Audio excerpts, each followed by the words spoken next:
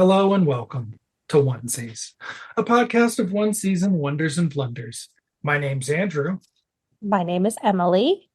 and we are back discussing 1959's World of Giants. It is, of course, referred to mostly in the show by a different sort of acronym that Emily is going to speak up now about. What are you talking about? So we are on I gotta.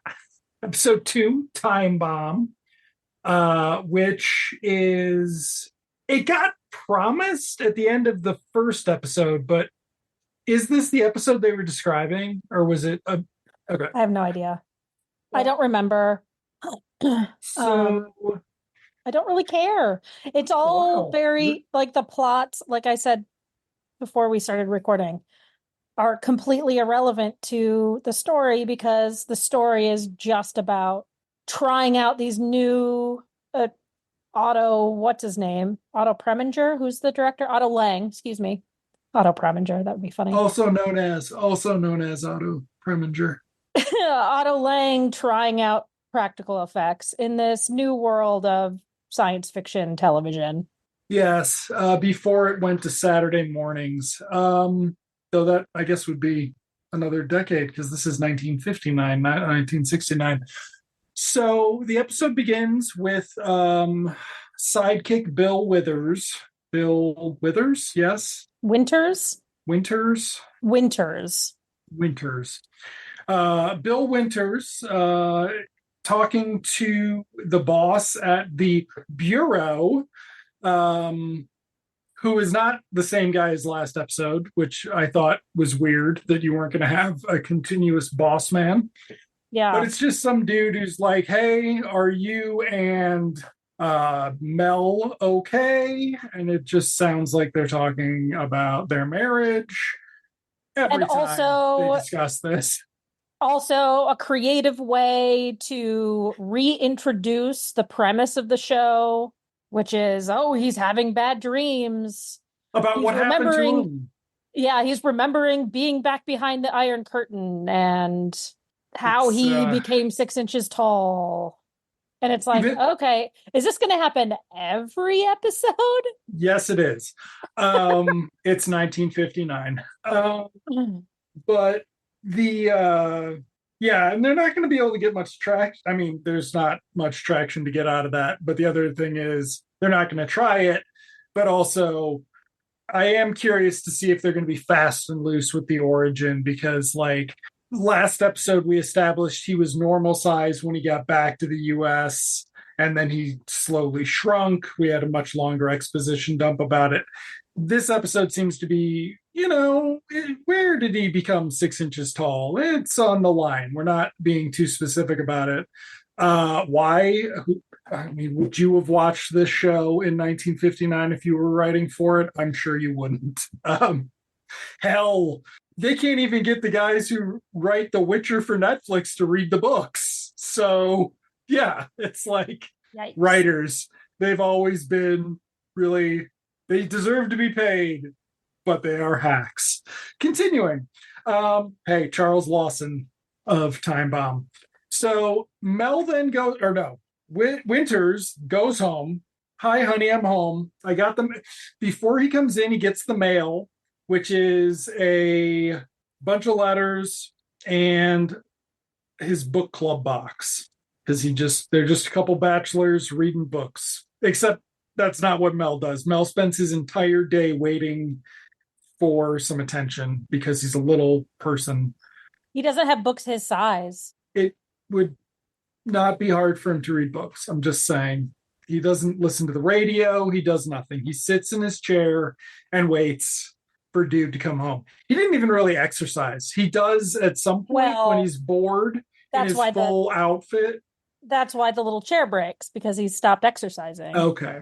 So, but we do get to see the better briefcase this episode. This is not the pilot. We've got real effects money now to make a full fake briefcase.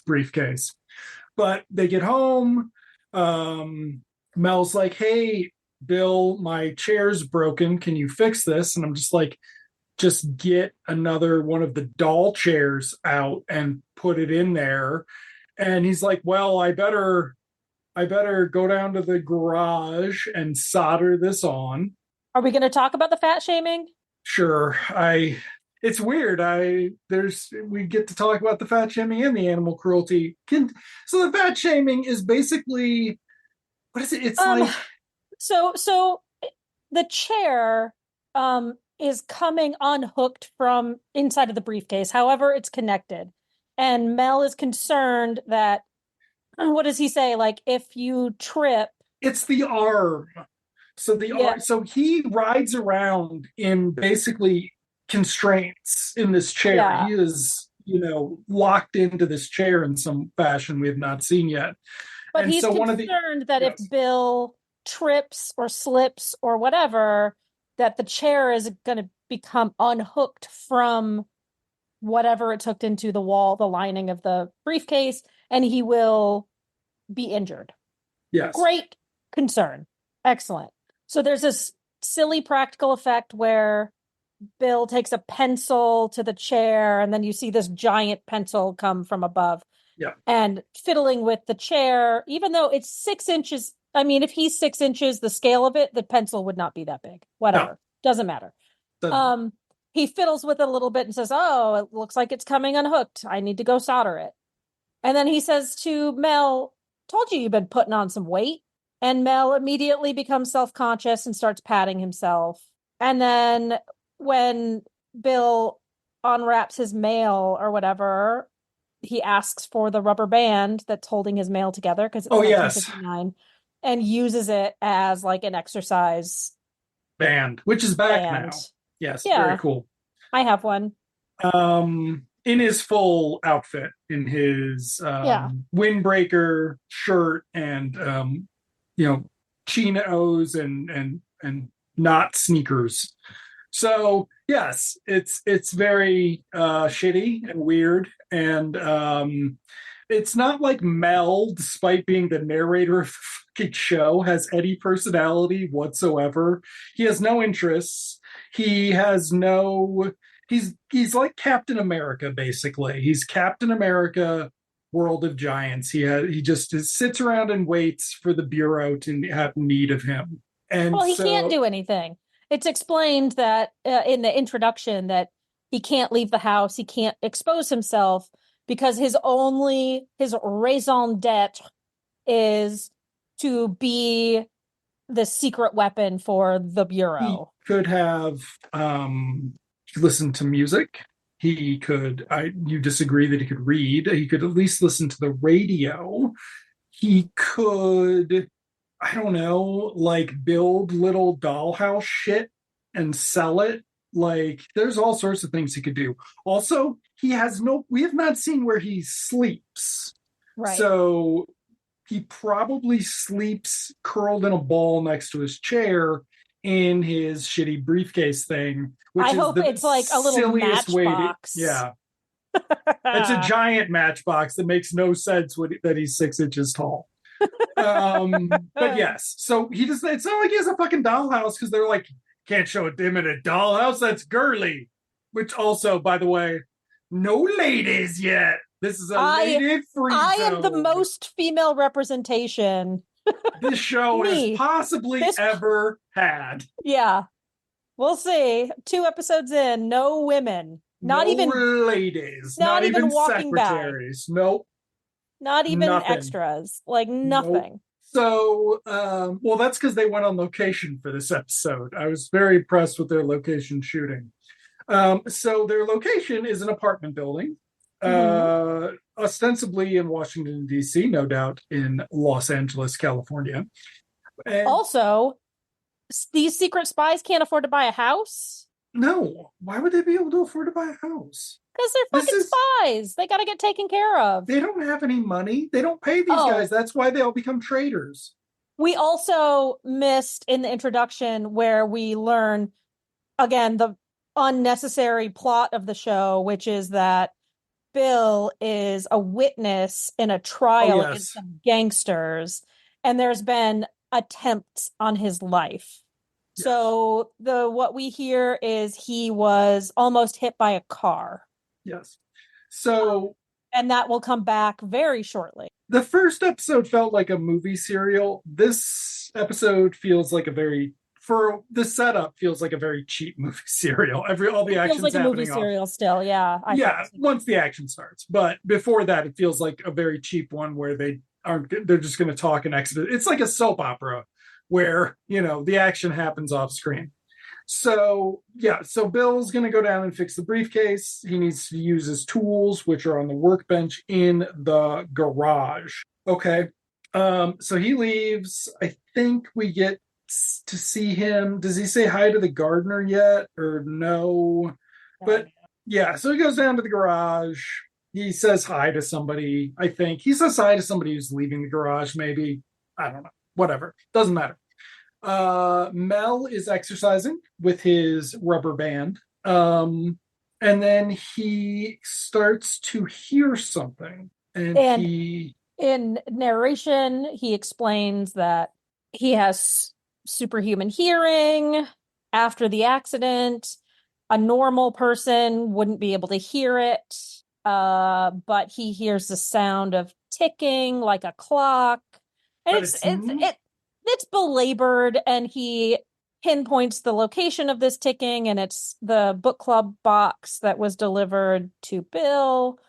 And he instinctually says that's a time bomb because it's 1959. And there's nothing I can do except try to get Bill. So positive, he's not wasting time trying to fix it himself. He knows he can't. He knows his limitations. Wow.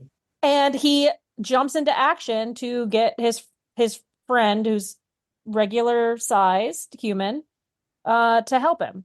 And he has to escape out of the window to go downstairs. So he has to leave the safety and comfort of his home where he's protected to go get his friend, lest he risk the lives of everybody in the apartment building. Yes. There is a moment where he goes through the math of how come they sent a time bomb and how this could possibly work. Oh. So he's like, well, they must have set it to take into account delays in the postal delivery and whether or not someone would be at home, which means they researched Bill being a fan of the Book of the Month Club. Oh, yeah. I remember that, yeah. And that leads to him going, there are about 22 minutes before this is going to go off. That's how much time I have. Last episode also had a time limit.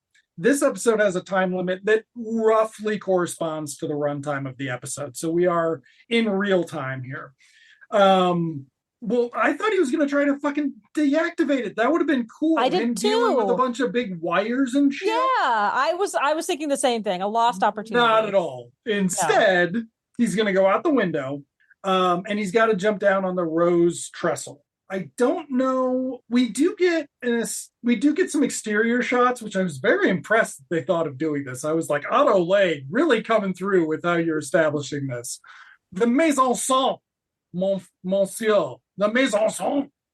But I don't know if in the establishing shot of the apartment building, when Bill drives up, if they actually have the trestles. So we might be they might be cutting some corners here. But so he's going to go out the window and jump down and climb down the trestle. And again, the narration is doing the math about falling onto the trestle and not getting stabbed by the thorns, but also this, but also that. I mean, it's very belabored, in my opinion. We got to get to those 22 minutes. I know, we got to stretch it to those 22 minutes. And eventually he does make it down onto the trestle, but something happened. I don't remember what it was. The gardener turns on the water. Before he doesn't.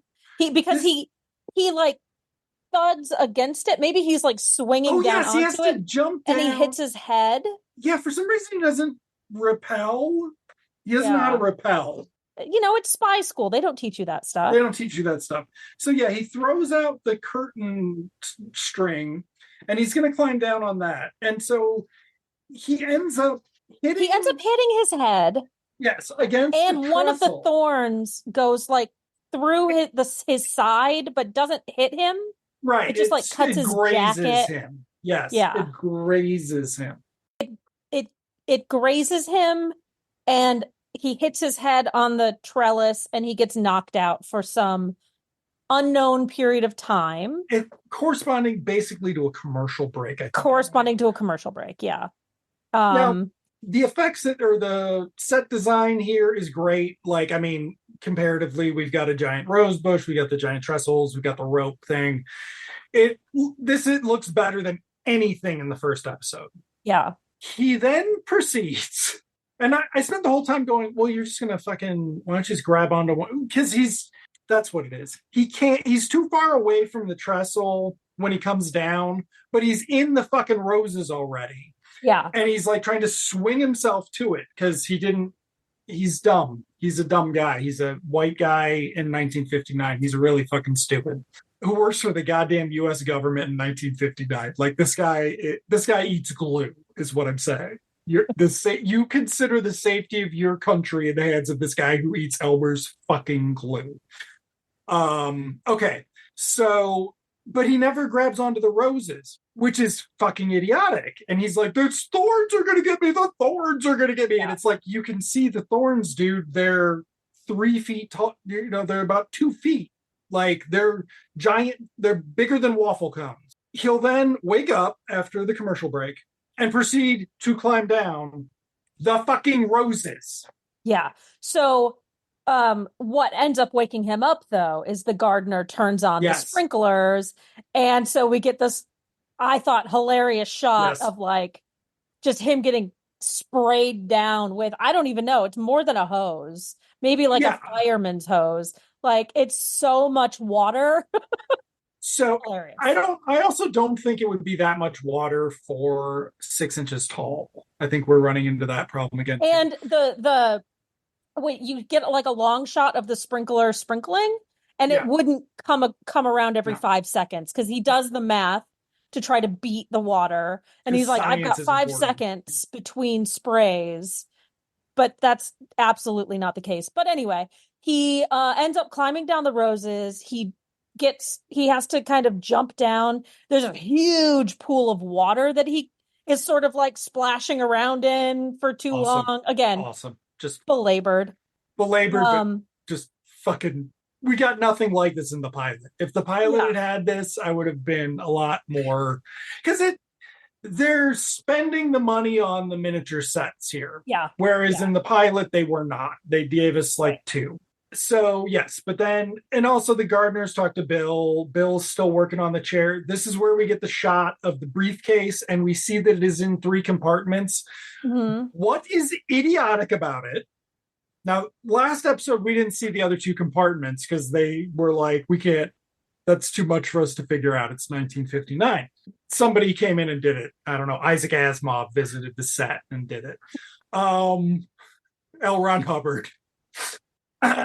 That's where the name came from. Anyway, but yeah, so the other problem is with that briefcase, though, the only weight in there is the chair and old boy on one side of it. So like it would be very wobbly. I had assumed they used the briefcase for something useful before, but now this is like the stupidest thing. They should have like put a hump on Bill Withers' back and he just rides around on the hump. That's a better transit system, because they're clearly not going to do the pocket thing because they're dudes. Now, he gets out of the water and he's like, I just got to make it to the garage. Oh, is he muddy after he gets out of the water? I don't think he is. I think he is. Well, the water, he gets cleaned off because he gets out of the pool. I also don't remember him being soaking wet.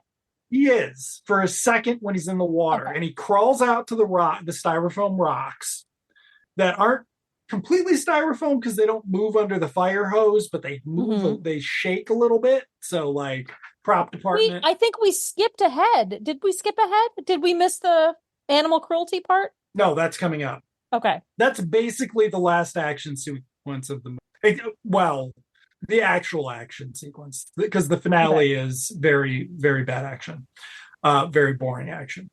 Okay, so Oh, it's doubly boring. I forgot, actually. I forgot the bomb diffusing scene, though that's a really good. I mean, if that just works, I don't know why we have to put up with other scenes. Like, if that just works, we'll get there. We'll get there, folks. So funny. So good. We're not spending any money on wires, you fucking nerds. Oh. Einstein's not watching this. We're not gonna have wires. Okay. Um, yeah, so he gets out of the water. He goes in to, he's going to go past this. He's got to go through this hedge and then he'll be at the garage. The hedge is not properly scaled. No. The leaves are pretty big. I don't know what this was a hedge. I mean, I assume it was a fake hedge on some sort of set, but if these would be leaves that were about the size of his hand, Bill or Mel's hand when he shrunk, right? So these would be tiny leaves all over this hedge. Maybe this is just some species that has gone extinct through, I don't know, pesticides. But, or they got poisoned by Mel's radiation, which presumably will be how the series ends, is that Mel is discovered to be a little plutonium Barbie. But he's like, oh no, there's a monster here, and we hear the noise. And I'm thinking, how are they going to reuse that indoor cat footage? That's what I was thinking. Episode? They got an outdoor cat this time. Yeah, they did not. Probably because they knew nobody would put up with this with a cat in 1959. Possibly. Yeah. I don't know. They've got a possum. A tiny one. It looked like a baby or a teenager at least. Yes. It did not look fully grown. Not a full grown possum. And it's just, a composite shot. They never even shoot the possum like we get no doll shots this episode. Last episode, we were wondering if there was a doll shot and we weren't willing to go back and confirm it. This episode, there are no doll shots. And there are a few places you could have had one. They didn't find a fucking hedge in real life. Come on. That's a lot of work. Yeah, and you never get a scene of the possum in the actual garden or whatever. No. Yeah. So you only see it from Mel's perspective. Even though it looks like a teenager because it's skinny, it's hissing and snarling and hissing and snarling and approaching him. Yes. Possums are not going to do that in real life, folks. I mean, they are, because they were spraying it in the face with something that was annoying it, no doubt. Yeah, I mean, but they're not going to do that unprompted, no. I guess, unless you're threatening its children or spraying it in the face with a chemical. In the good version of this, Mel and the possum become friends, and he rides the possum to the garage. Oh, that would be so cute. I know it would. But that's not what we're watching. That's not the reality we live in. We live in this one, Emily. And instead, Mel starts throwing shit at the possum. But in between this, he's like, wait, let me see if I can go into this milk carton. Let me see if this will help. And I was like, he puts the milk carton between himself and the possum. Sort of. So it can't bite him. And I was like, why don't you stop throwing shit at it and let it just go on its business? And also, have you ever heard of the term playing possum? Do you think that throwing rocks at it would make it run away, or would it make it pretend like it's dead? I don't know. Whatever. So the first rock doesn't hit the possum. Comes very close. I'm like, damn, that's kind of fucked up. The second doesn't appear to be a actual, I didn't see a rock, like they cut it really quick. The third, they fucking hit the possum right in the eye, and the poor thing goes running. And just like, fuck you, Cecil B. DeMille. Fuck you. I was so mad. Yeah. And so he's like, oh, well, that's resolved. Goes through the hedge. And Bill is already leaving, and he's talking to the gardener. He's fixed the thing. The gardener had offered to help, but Bill could do it on his own because he doesn't want the gardener to think he carries a Ken doll around in his briefcase. Single guy like that. It'd be a little weird. There's a long narration here where Mel is trying to figure out how to get Bill's attention. He's he's a foot away. I could yell and he could hear me, which is probably not the case in reality. But I can't let the gardener know that I exist. What can I do? He finds a bottle cap. Yes. And he uses that bottle cap to reflect the sun into Bill's eyes. Yes. Now, did you have any thoughts about what he could do to do this without attracting the gardener's attention and without having to, and with actually being active and not relying on Bill discovering him? Did you have any ideas? I mean, he's 6 inches tall. Yeah. So there's a lot that he could do. He could like do cartwheels behind the gardener. He could shake the bushes. He could get his little wiener out and like shake it around. I think that'd be too small to see. At funny. Best, we're talking about 6 inches from shrunken down at 6 inches. I don't know. Tell me, Emily, what does the Ken doll's wiener look like? I'll find you some pictures. Thank you. He could just run out and grabbed onto Bill's leg. Yeah. Yeah. But they can't do that because they're two dudes. It's 1959. So he uses this bottle cap to shine a light in Bill's eye. Shine a light. And the suspense, which is not very suspenseful. God. Well, the suspense was the gardener going to be like, dude, this is really fucking weird. You have this reflection in your eye. And Bill's like, I don't know what you're talking about. But they don't say that. But the suspense actually is that Bill and the gardener go inside. Yep. It's lunchtime, y'all. Oh, and maybe there's a commercial break here. It seems like a good place. I don't think there even is. But then while we're listening to Bill or to Mel try to figure things out in his head while he's narrating what's happening in his head, Bill comes back out and he's like, what are you doing outside? And he's like, Bill, it's a bomb in your book club box. Yeah. So they go up to the apartment. Bill grabs the box, runs into the bathroom, and covers it in water. And once it's fully submerged in water, he opens it up and takes out the dynamite. And that's it. So that is not at all climactic. And Mel's in the other room just waiting. Also, we skipped at the beginning that Bill has a bedroom that he keeps the door closed. And he also takes the phone in there at night for calling 976. I don't know. Trad wife. We watched Deadwood last night. 976 boobies. She's a hottie. Oh, so problematic, but so fucking great. Oh my God, I hate it. I hate so much about the world that I can't just love that movie. Or I can't, anyway, moving on. But yeah, so my thing is, this is not exciting at all, but does that work on a fucking time bomb? Could James Bond just grab the fucking thing, take it into the bathroom, put it underwater, and then that's just fucking it? Seems too easy, doesn't it? It does, but on the other hand, I've never, ever, ever seen a bomb diffused that way in any other medium ever. If it's the truth. What if it's that easy and it's just the police lying to us to spend fentanyl? It's like fucking fentanyl all over. They're spending $200,000 to pay a guy to be the bomb diffuser when all he does is take it and put it in a tub of water. They carry along one of those giant buckets from the Home Depot or whatever, home improvement stores. One of those giant buckets you buy for $3 is just full of water, and they just have it. They just stand in a circle around it and drop it in. That's it. Yeah, but nobody else can see it, or nobody else can see it because otherwise it would cost more. The jig is up. Yeah. And then I don't know. We cut to Mel. Is he back in his fucking chair like a psychopath again? So, no, I think he's on the floor again under the lamp, and Bill comes in. Isn't he up by the phone? I don't know. Yeah, he's up by the phone. And we didn't talk about this, but Mel's outfit is completely ruined by his little outdoor adventure. So clearly they had to bust out the Ken doll clothes again. We get no coverage of that at all.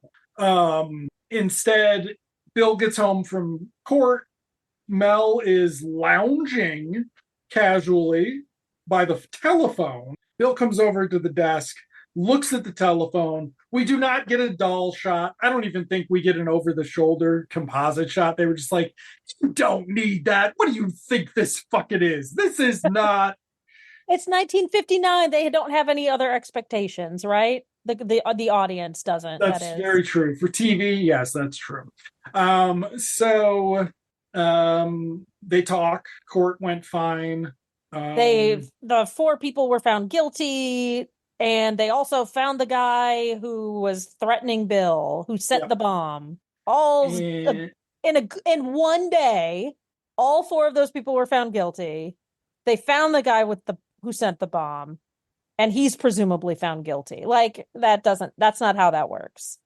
That's not how the wheels of justice turn. Maybe for white men, but not usually even for white men.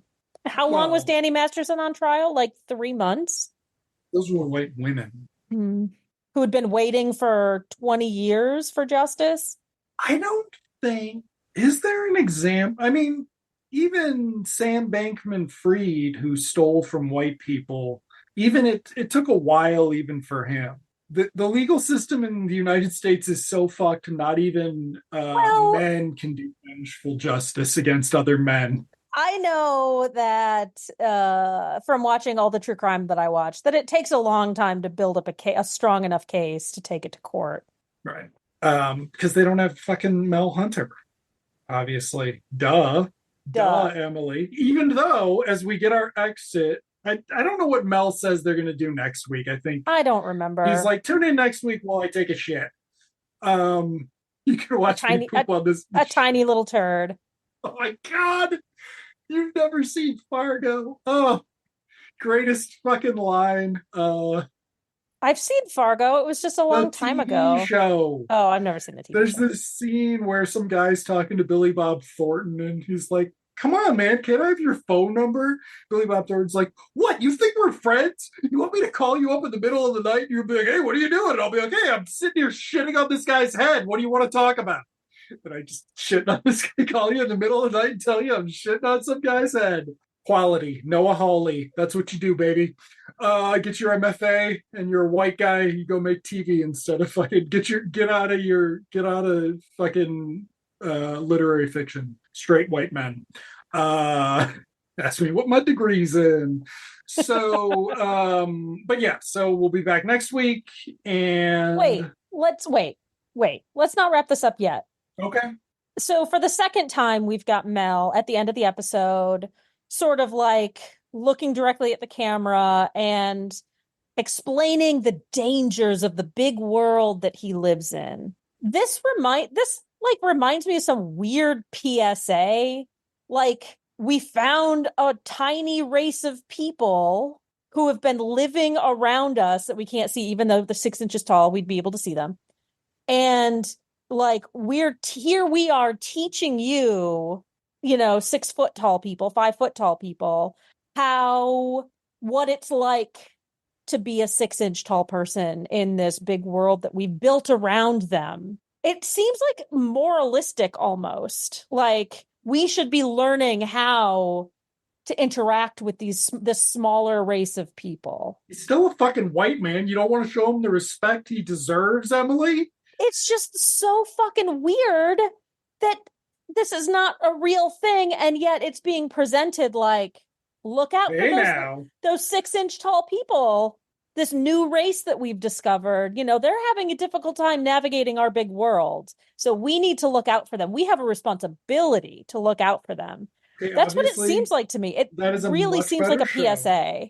And the reason it feels like that, though, is because it is 1959 fucking FBI aganda, right? Like, it's still propaganda. I guess. It's like Cold War propaganda. So it's even better. And you've got to be concerned with this. And the best part is, he'd be like, wouldn't this be fucking crazy if it were real? But it's real. I'm telling you, this is the way the world works. Child. It was better when they sold the toys, when you think about it, if this is what they were doing to kids in 1959. This explains some things. People are really stupid.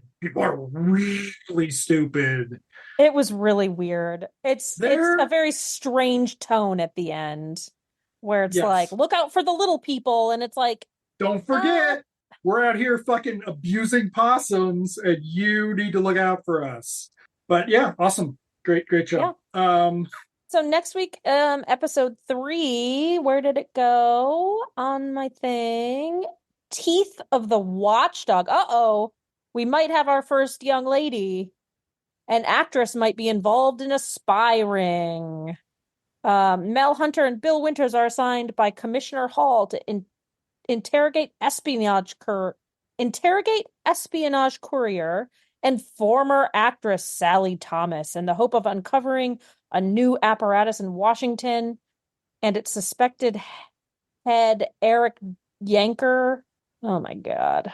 According to plan, Winters, who employs a Broadway producer cover. Okay, this could be a little bit better. What is even better though is the description on IMDb is like some weird fucking.